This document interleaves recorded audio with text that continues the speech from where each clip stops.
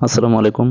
তৈবুর রহমান তুহিনের চ্যানেলটির পক্ষ থেকে সকলকে স্বাগত। প্রিয় শিক্ষার্থীরা, আজ একটি ভাব সম্প্রসারণ তুলে ধরেছি। দুঃখের মতো এত বড় পরশ পাথর আর নেই।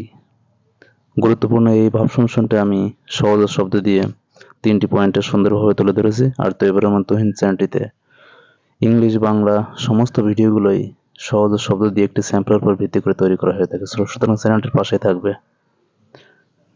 মূল ভাব: পরশ পাথরের স্পর্শে লোহা যেমন খাঁটি সোনায় পরিণত হয়, তেমনি দুঃখ কষ্টের মধ্য দিয়ে মানব জীবন সার্থক হয়ে ওঠে। এটা হচ্ছে মূল ভাব।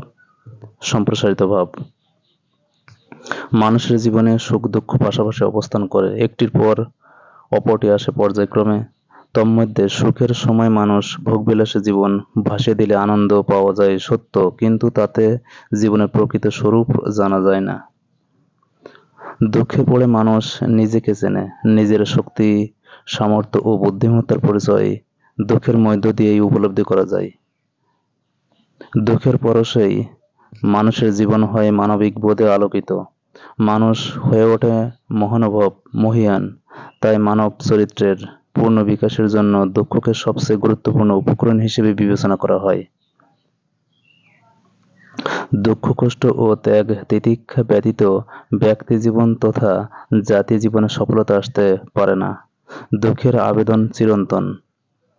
ইংরেজ কবি জন কিটস বলেছেন, সরো ইজ নলেজ, দুঃখবোধই প্রজ্ঞার উৎস।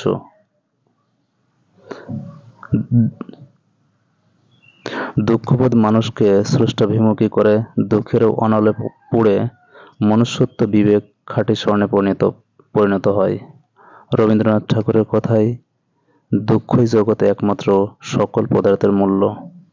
মন্তব্য: জগতের সব সাফল্যের সাথে জড়িত আছে সীমাহীন দুঃখ কষ্টের ইতিহাস। প্রিয় শিক্ষার্থীরা, তৈবুর রহমান তুহিন চ্যানেলটির পাশে থাকবে। ধন্যবাদ সকলকে। আসসালামু আলাইকুম।